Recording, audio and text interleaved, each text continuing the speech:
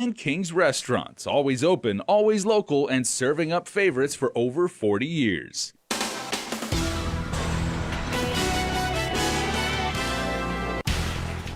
Coming up now on Primetime, in an effort to slow the spread of COVID-19 on Guam, the governor launches a road closure plan for the community. Plus, a sailor is in the ICU and 416 others have tested positive on the USS Theodore Roosevelt. And Guam's lieutenant governor provides the latest on what the Department of Corrections is doing to prevent the spread of coronavirus. Hafa and good evening. I'm Adriana Cotero. Before we get to the latest on the efforts with containing COVID, a message from one of our frontline heroes. Hafa, I am Specialist Donovan Anderson with the Guam National Guard, and I am proud to serve the people of Guam. Please help us fight this battle. Please stay home. We can't express enough gratitude to all our frontline heroes. Thank you for keeping everyone safe. And don't call them checkpoints, but the governor has authorized road closures that will go into effect starting Saturday morning. Nestor Lecanto reports. There will be 4 road closures set up, one on Marine Corps Drive in Dededo by Lucky Supply, one on Marine Corps Drive in East Hagåtña by the former Shen's Furniture, one on Marine Corps Drive in Asan by Calvary Chapel, and one on Route 8 in Barragata by the Shell gas station. To ensure that designated public roads are reserved for access only by those individuals who are participating in essential functions and activities. To support this plan, I have authorized the Adjutant General to issue active duty offers for the mobilization of National Guard personnel and equipment. Make no mistake, we are in a life and death battle for the health of Guam and everyone who calls Guam home. And while the governor won't call it a checkpoint because of legal considerations, for all intents and purposes, it is. And while there won't be any legal sanctions, there will be traffic delays, as all lanes in either direction will become just a single lane. It will be an inconvenience by design that wouldn't be necessary, the governor says, if people were more responsible. I would rather not do roadblocks. If everybody stayed home like they're supposed to do, they'll stay home. It's a matter of discipline. It's like disciplining your child, right? And so like you tell your child not to do something, the child still does it. So you put other measures to then educate your child that, hey, this behavior is not responsible. The road closures will continue daily until further notice. For Guam's News Network, I'm Nestor Lecanto. There's now at least one sailor from the USS Theodore Roosevelt that's been hospitalized from a coronavirus infection. The crew member is in intensive care at the Naval Hospital Guam. Vice Chairman of the Joint Chiefs of Staff, Air Force General John Hyten, made the announcement in a news conference at the Pentagon. I guess deep down I was hoping that we would never get to the point. I was hoping that the numbers would be 0 at the end of this, but that's just not going to be the case with coronavirus. There's always going to be the 1 or 2 that come in, even in our demographic, and that happened for the first time this morning. So we're hoping that sailor recovers. We're praying for him and his family and his shipmates. But the Navy put together a good plan, especially given the challenges of putting 2,700 sailors into Guam. The sailor in ICU tested positive on March 30th and was in isolation on Naval Base Guam. Previously, the Navy had said all of the Roosevelt sailors stricken with the virus were suffering just mild symptoms. It's not a good idea to think that the Teddy Roosevelt is a one-of-a-kind issue. We have too many ships at sea. We have too many deployed capabilities. There's 5,000 sailors on a nuclear-powered aircraft carrier. To think that it will never happen again is not a good way to plan. What we have to do is we have to figure out how to plan for operations in these kind of COVID environments. And so when you look at the numbers off the Theodore Roosevelt, we've tested almost the whole crew now. We still have about 1,000 tests left to report out, but 3,170 of the crew tested negative. 416 have tested positive. 187 of those were symptomatic. 229 were asymptomatic. Teams of medical professionals will continue to check on the sailors twice a day, and the Navy has pledged to provide daily public updates on all the crew. For Guam's News Network, I'm Nestor Lecanto. It's hard for any parent to hear their child is in danger, especially when they can't do anything about it. That's the case for Christina Schwend. Her son remains on board of the COVID-infected carrier, the USS Theodore Roosevelt. So close, but yet so far away. You know, in my mind, he's somewhere out there in the middle of the ocean. That's how I see this. The reality. When I do drive towards Naval Station, you know, come down the hill from Santa Rita and I see that ship that's there, I'm just like, my son is in there. My son is there. He's a stone's throw away from me and I can't touch him. I can't hold him. I can't sit here and tell him I love him. It was exactly 2 weeks ago we spoke to Christina. Her son, Jose Luis, is one of the more than 4,000 sailors assigned to the USS Theodore Roosevelt. Truth be told, I didn't even know the numbers until I popped on here. It was on containing COVID she first learned that more than 400 sailors had tested positive. While more than 2,500 are ashore on Naval Base Guam and in designated Department of Defense quarantine hotels, her son remains on board the carrier. Every day has been difficult. It was about 7:30 and I hadn't heard from my son and I got onto Messenger and was like, hey, what's up? And then he came on like 20 minutes later and he was like, I'm okay. I haven't felt anything. I'm in good spirit. We're good. And it's like, dude, you can't do that to me. You can't sit there and let me be in the dark right now. This is not the time to be in the dark right now. And while she admits the military has left families in the dark, she is standing on her faith to get her through. That's the only way that I can think right now, because if I sit here and I dwell on the negative, I'm gonna drive myself mad. And I can't do that. I can't do that for my son, and I can't do that for the rest of my children. So I have to stay optimistic. I have to. And until somebody sits there and tells me your son is sick, you need to come over here to the hospital, then I'm going to sit here and I'm going to continue to remain optimistic. Reporting for Guam's News Network, I'm Sabrina Salas, Matanani. Several pretrial detainees at the Department of Corrections will be released from behind bars as the prison makes every effort to prevent the spread of COVID-19. Sabrina Salas, Matanani reports.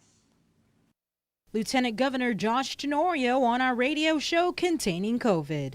Very optimistic with that situation based on how the director has been handling things and responding to these threats and concerns. The Department of Corrections making headlines after a recruit tested positive for the coronavirus and sending all 38 in this cycle on lockdown at home. The Lieutenant Governor saying so far no other person within DOC has popped positive and hailing the prison's director for being proactive in mitigating exposure. So I'll just say that Joe Carbolito, the director there, for about 3 weeks already adopted a process that the Bureau of Prisons put out, a protocol. But with the recruit confirmed to have COVID-19, DOC is taking another step to contain the virus. Behind the scenes, the court, the AG's office, my office, we have been talking and working on reducing the number of detainees up there to reduce the risk. According to Lieutenant Governor Tenorio, who previously served as the local judiciary's administrator of the court, only pretrial detainees accused of nonviolent offenses will be eligible for release. The judges will go in, take a look at the situation if it's nonviolent, and based on their living situation, they will make a decision to do a notice to appear instead of confinement. As for families concerned about the health and well-being of their relatives on the inside, the Lieutenant Governor assures them that there is a medical clinic in the compound, but for now, sanitizing products and other sorts of supplies are off limits. I'm not sure what the answer is yet, because, by reducing the visitations and trying to reduce the spread, there's consequences. Yeah. Access to people that are serving is not there right now. But even with humanitarian supplies, need to be screened, make sure there's no contraband. There's still, that's been an issue. Reporting for Guam's News Network, I'm Sabrina Salas, Matanani. More aid is on the way, and according to Federal Emergency Management Agency Region 9 Public Affairs Specialist Frank Mantell, it could arrive as early as this weekend. A 50-bed Federal Medical Station, or FMS, is already in storage, with another 50-bed FMS possibly landing on Guam either tomorrow or Sunday. But along with the disaster declaration comes what's called a push, and we push blankets, cots, water, MREs, basic personal kits, toothbrushes, toothpaste, that sort of thing. That's called a push. And with that push, we received the first part of our push. That came from the Strategic National Stockpile. That arrives Sunday, and it's being stored. Part of that was deployed to the territory, so they have part of that Strategic National Stockpile, and we have the other, and we're expecting a second Strategic National Stockpile push. Mantell clarifies the equipment and supplies are being held in storage in preparation for when the local government will need them deployed. And Dr. Hao Win of the Governor's Physicians Advisory Group tells KUAM doctors are looking at how those with chronic disease could interfere with Guam's ability to contain the coronavirus. This thing not going to go over like tomorrow, the next day, and next month. It's going to probably the rest of this year. And what we forget now is that before this thing come, we have a huge problem with our disease in Guam, and that's including diabetes, hypertension, and cholesterol. And that's what we forget. Dr. Wynn encourages everybody staying home to eat healthy and get whatever exercise you can, since every non-COVID patient a doctor has to see could take valuable resources away from the war on the virus. He says that as some patients living with chronic diseases head into another month of quarantine, the stress and anxiety of this unprecedented time can trigger existing conditions. And since many of those with chronic conditions have low to no income, whether because of COVID or not, money for needed medications is hard to come by. Dr. Wynn said this is reality and something the Advisory Council is bringing to the governor's attention. And he says doctors are concerned that those adversely affected by COVID have or will be losing their health insurance. And so talks at a council meeting last night centered on ways to get assistance to these people who likely won't have the means they need for months. Medication sometimes costs hundreds, and people don't have $100 for the medication, and so. That's what we see in our private clinic right now, is that people, when they stay at home, that their blood pressure go up, their diabetes getting worse. It's finding the funding source to try to help these people in the next few months, maybe up to January, February next year. Dr. Wynn also said the council discussed COVID-19 test kits that could give results in minutes and other testing options. But he said those discussions are moving forward from a place of caution because some COVID test kits are not FDA approved and others are faulty or have a high incidence of false results. The offices of Guam Homeland Security and Civil Defense and the Marianas Regional Fusion Center continues to monitor events in the region, including widely circulated videos of a fiery object that was seen falling from the Marianas sky last night. The object was likely connected to a scheduled satellite test launch from China. There was no direct threat assessed to the Marianas from the launch.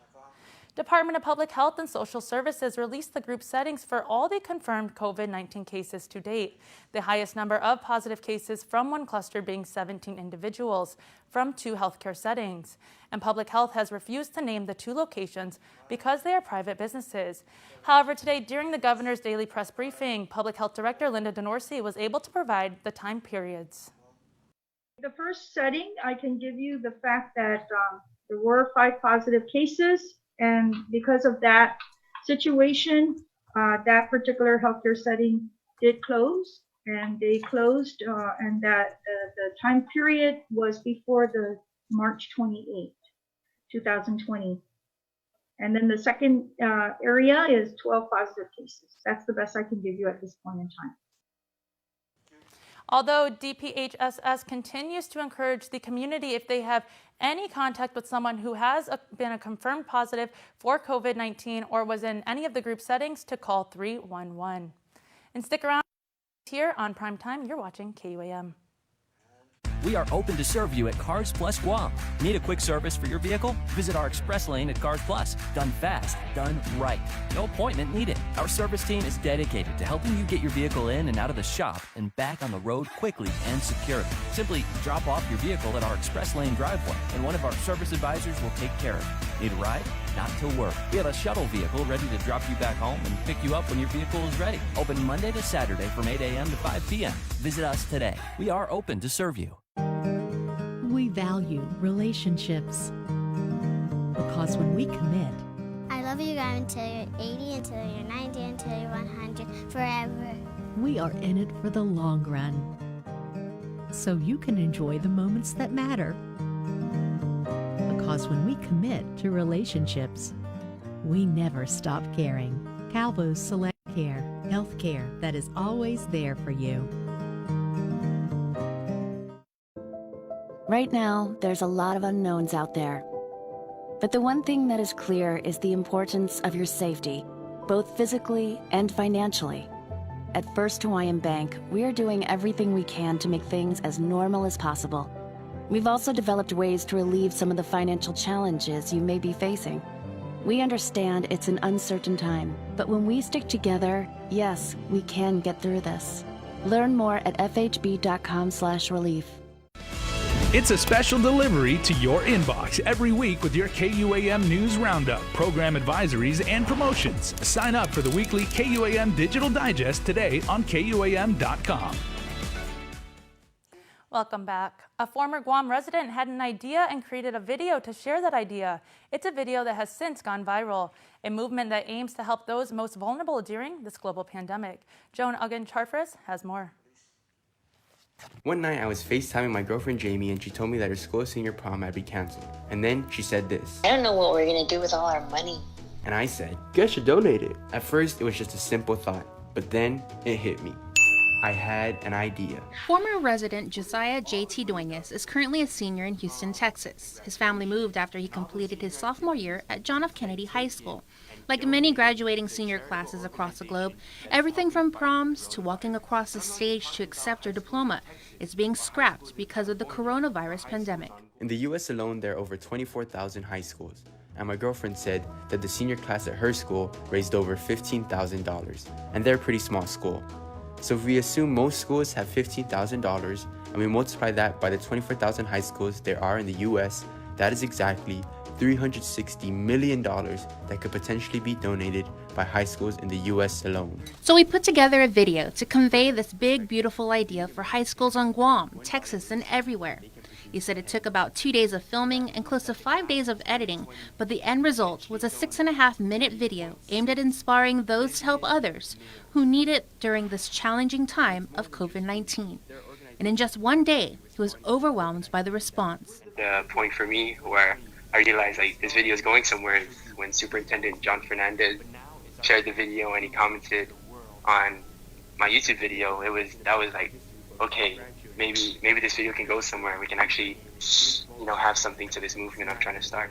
And the video has since gone viral, being shared on WhatsApp chat groups and posted on social media platforms, with positive feedback praising Duenas for such a great idea.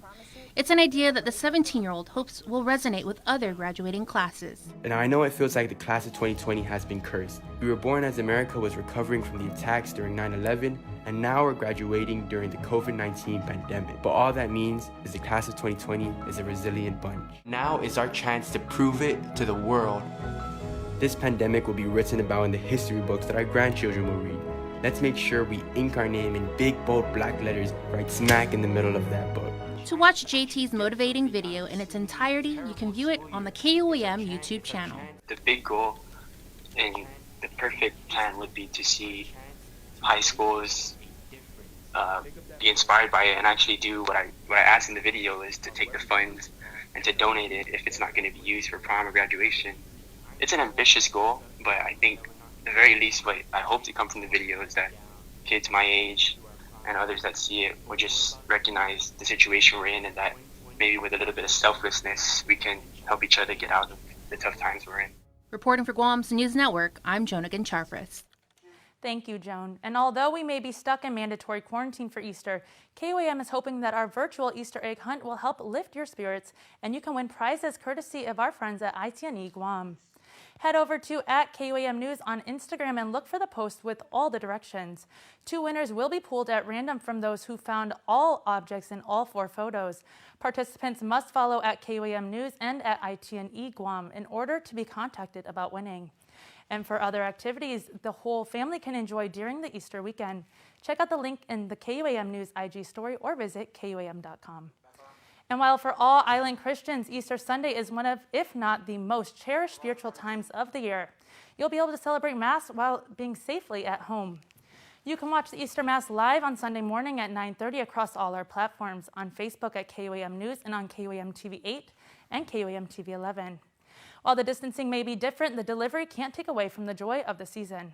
So we hope you join us and enjoy. Coming up, Dave Delgado has your look at sports.